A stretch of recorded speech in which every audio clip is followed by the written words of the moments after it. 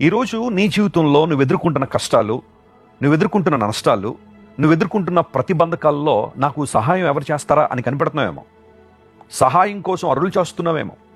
కుటుంబ సభ్యులు వస్తారేమో, స్నేహితులు వస్తారేమో, బంధువులు వస్తారేమో, చుట్టుపక్కల వాళ్ళు వస్తారేమో, ఎవరెవరో నాకు సహాయం చేస్తారమనని కొండంత ఆశతో నువ్వు కనిపెడుతుంటే, నమ్ముప్రియ దేవుని బిడ్డ, కొన్నిసార్లు నువ్వు ఎవరి మీదైతే ఆశ పెట్టుకున్నావో వారే నిన్ను నిరుత్సాహపరచచ్చు, వారే నిన్ను ఇబ్బందులకు గురి చేయొచ్చు.